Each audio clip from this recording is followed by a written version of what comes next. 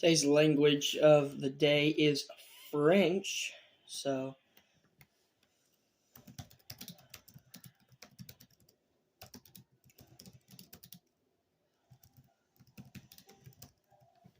go ahead and hear the. Bonjour, bienvenue aux discussions autour d'un café. Welcome to Coffee Talks. It's becoming a much more frequent event than I ever thought it would be. So that's interesting.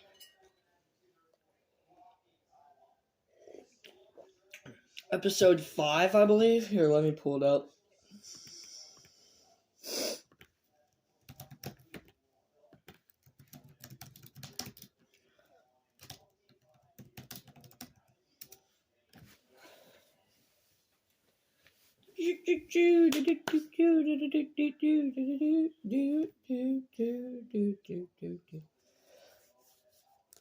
Episode 5, third suit we're wearing.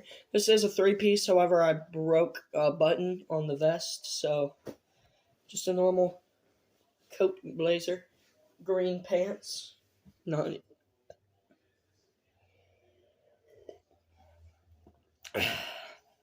made a mental note today of all the people we're going over.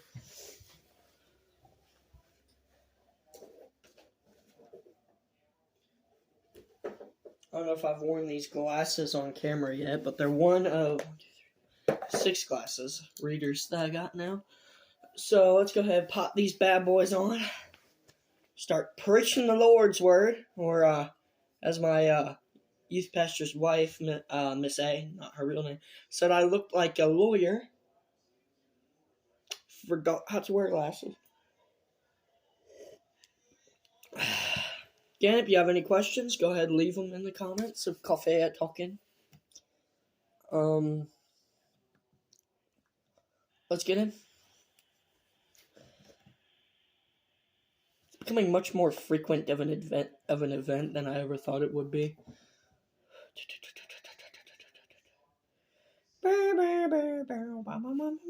I'm trying to style my hair back all day. Ain't working too well for me.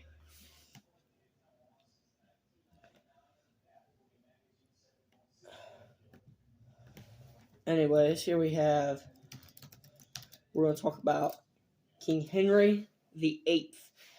Born June 28th, 1491. He died January 28th, 1547. He was 55, and he is three of my favorite historical figures. Next is Napoleon Bonaparte, the Emperor of the French. He was born August 15th, 1769, and he died May 5th, 1821. Next, we have good old-fashioned Abraham Lincoln.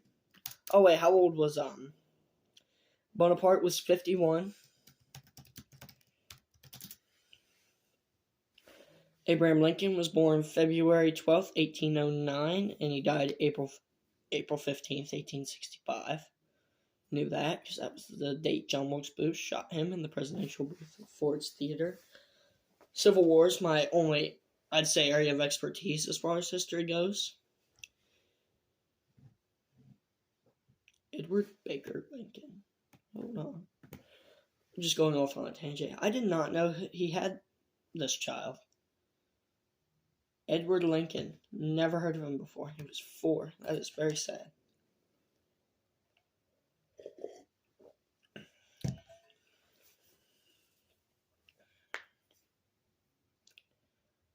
He kind of looks like Hank Williams Jr.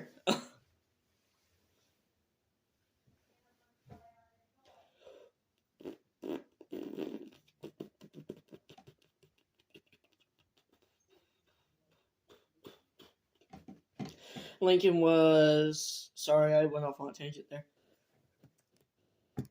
I can't do the math. He was 56. All of them were early to mid 50s.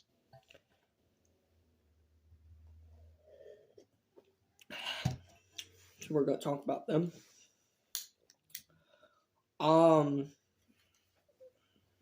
Let me get this working.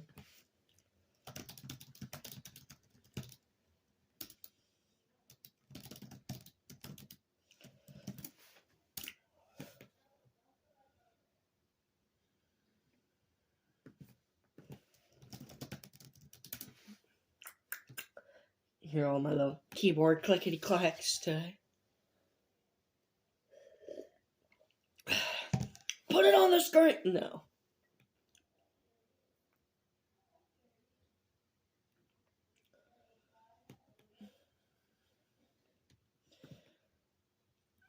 Ooh, I hate this cup. It's metal. It makes my teeth itchy.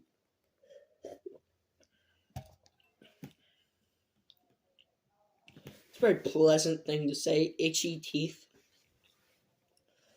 Anyways, I'm going to let you all listen to a little bit of my piece on Abraham Lincoln. It's called The Civil War,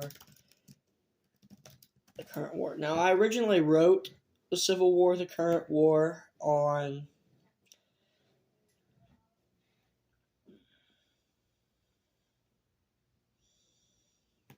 the last time I edited it. But the original version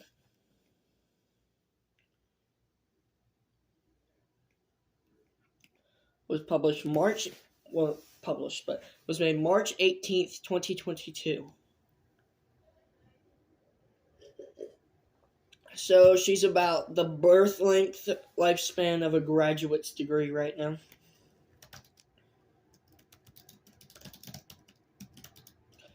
And I made an updated version for the 2-year anniversary of it, which is much better, by the way. God, I love it.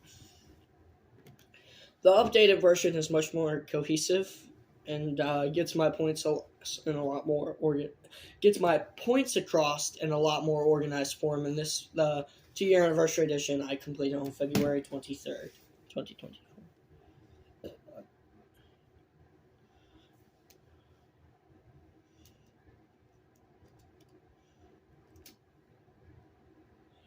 Oh, let's get this read aloud, kids.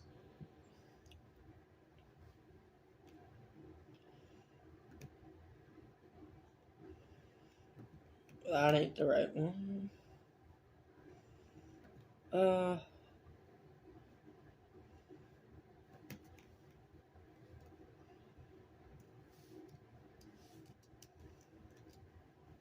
That's crazy.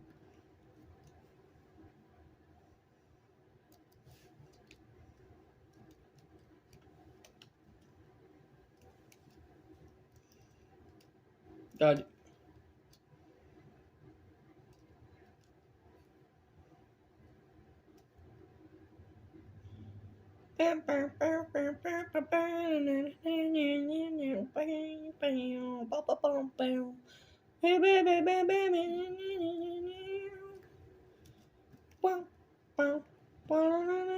Sorry, I'm going off on a tangent here. I don't know why this isn't working.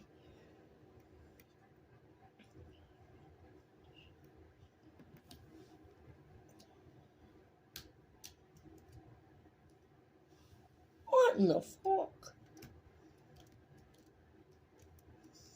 Alt plus Shift makes the S set for Deutsch. What the hell?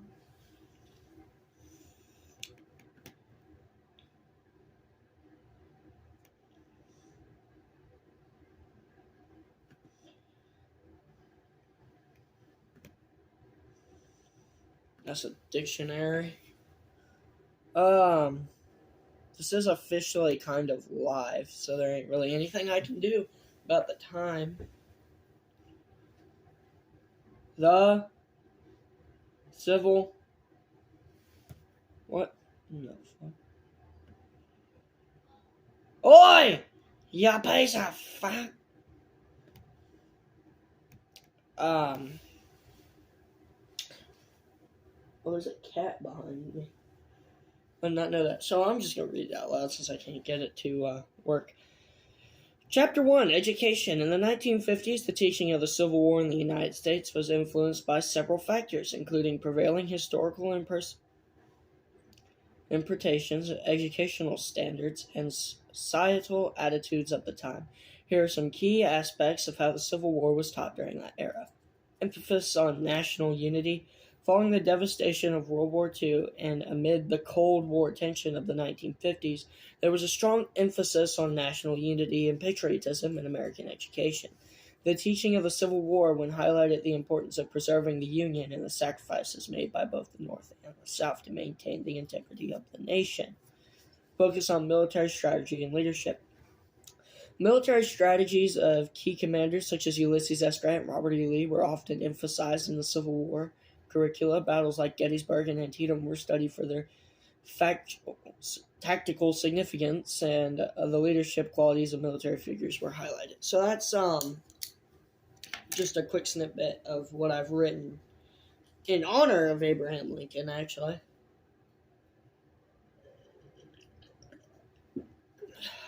As I did a presentation on Mary Todd Lincoln for this, and I made this just in honor of Lincoln in general. Trying to... Stupid bitch. That was crazy. I don't know why I did that. I apologize, ladies and gentlemen. Or gentlemen.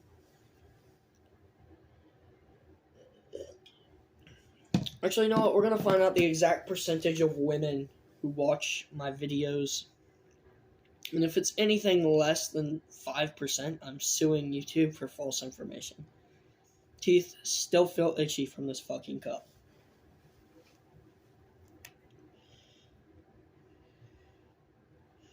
First time I've ever put YouTube Studio on a personal device. Oh, well, that's Thumbnail Maker. First time I've ever put YouTube Studio on that's BitLife. Personal device. Crazy.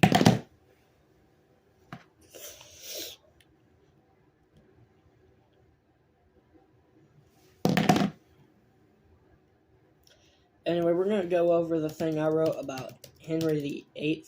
I feel like it's so pitiful how Henry VIII is portrayed in, because when he was a young king, he was by all means a great guy. It's around his jousting accident of 1536 when he made his tyrannical downfall. The real King Henry VIII. Chapter 1, Henry and the Church. And I feel like it's really hard. Most people start off his story with him breaking away from the Catholic Church and all that, but I like to look at it like this. King Henry VIII's defense of the Catholic Church during his early reign was robust and unwavering. He staunchly opposed the Protestant Reformation and took measures to strengthen Catholicism in England. Henry authorized a treatise titled Defense of the Seven Sacraments in 1521, which earned him the title Defender of the Faith from Pope Leo X. In this work, Henry condemned Martin Luther's criticisms of Catholic doctrine and reaffirmed his allegiance to the papacy. Moreover, Henry VIII actively engaged in theological debates and wrote extensively in defense of Catholic teachings. He challenged Protestant theologians and promoted traditional Catholic doctrines such as transubstantiation and the authority of the Pope. Henry's efforts to defend the Catholic Church earned him recognition as a prominent defender of orthodoxy within Europe. Henry VIII's defense of the Catholic Church was not solely intellectual, but also manifested in his policies and actions as king. He enforced laws against heresy and punished those who opposed Catholic teachings. Why did I take the reading glasses off?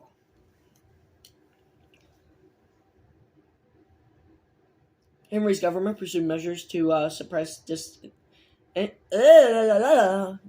and maintain religious conformity, thereby upholding the authority of the Catholic Church in England. Sorry for my Joe Biden stutters. Just going to read some channel statistics out loud real quick. Hope y'all don't mind. There ain't nothing bad I'm going to find, is there? Y'all better be behaving. Watch time's up. Everything's up. Subscribers are up. Content.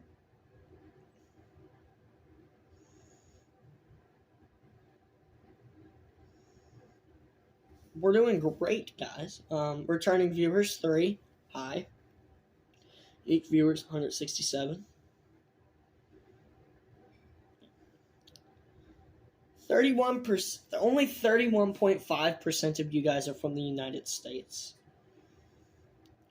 That is actually atrocious. Look at that. 90% of you are not subscribed.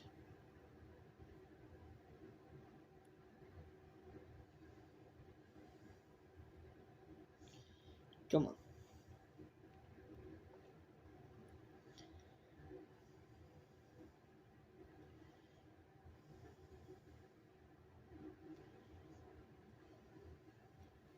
Top genres for me are Southern rock, Southern folk, and Southern guitar.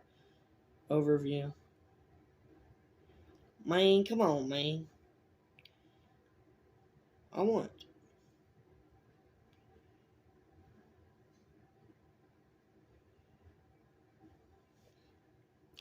How do I get like a lifetime review of all my stuff?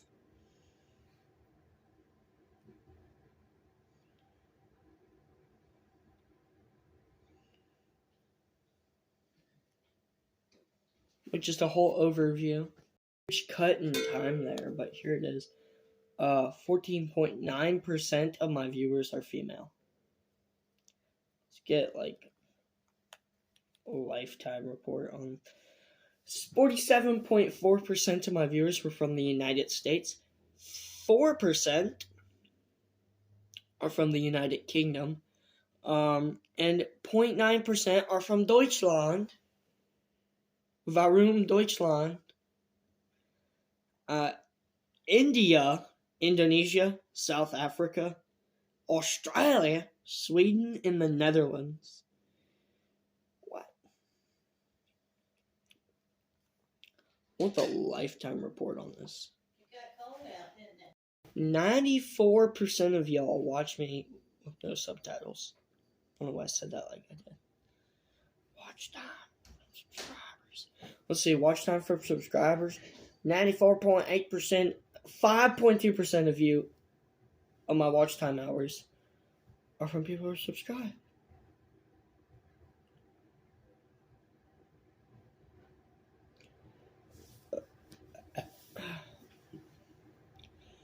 That's crazy. For Napoleon, I never wrote anything about Napoleon because I feel like, say Civil War, the current war, I feel like if you want to hear that entirety, I'm going to release it on JR Jump. But basically, I felt like it was a necessary thing for existence.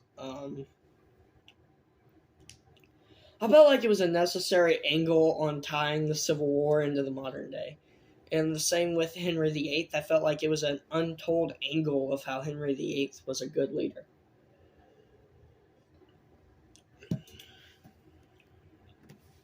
I don't really have anything as cohesive, that's not the word, informational about Napoleon. Because every angle known to man about Bonaparte has been written about Bonaparte. I'm trying to write something on Napoleon II because I think he's one of my favorite historical characters. He was kind of romanticized during the early 20th century with plays and such. But I don't have a whole lot. There's not a whole lot of information about the man, first of all. I mean, he lived with his grandfather in Austria, never seeing his... He never even... I don't think he was ever back to France. That just made my hair look worse. I don't think he was ever made it back to France after as Napoleon I surrendered. I genuinely don't think he ever set foot back in France after... well, he never set foot. He didn't even know how to walk when he left. Is this it? I don't know. I'm trying to find my Napoleon pool. Oh, I found it, I think.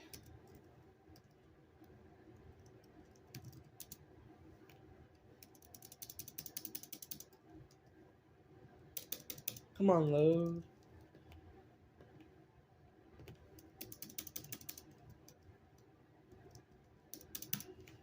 What's happening?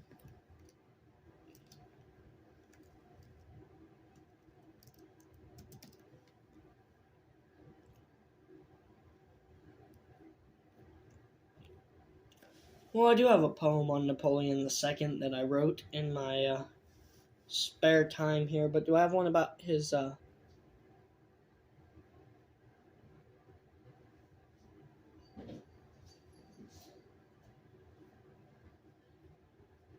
don't have anything on Napoleon the First. I've never realized it, but I haven't. I'm going to write a poem about him eventually. I will eventually, but here's my Napoleon the Second poem, so I have something about Napoleon. Shadows of Empire, the legacy of Napoleon the Second. And the annals of history a name does resound, Napoleon the Second, a tale profound. Born to an empire, a prince of fate, yet his story unfolds with a twist of debate. Heir to a legacy vast and grand, destined to rule over distant lands. But fate with its whims had a different plan, for the young prince a different span. In the shadow of his father's might he stood a figure bathed in light, a child of glory yet burdened with care, in his tender heart a kingdom to bear. Yet the wheels of fortune would soon turn, as empires crumble and destinies churn. The crown was meant to proudly wear slipped through his fingers, lost in despair. Though his reign was a brief, a mere fleeting glance, at the pages of time he left his stance, a prince of dreams, of hopes untold, in his legacy a story unfolds. For in the heart of Napoleon's line lies the spirit of a ruler divine. Though his empire may fade, his name may wane, Napoleon II in history shall remain. That's all for Cafe Talking. As you see, the coffee is gone. Oh, pardon me, that was most disreputable. I have a candied pumpkin pie right here. And you don't.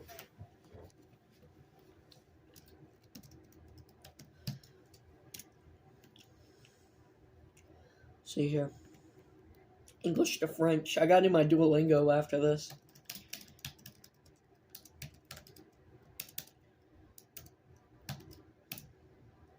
Have a good night. Here it is. Passe une bonne nuit.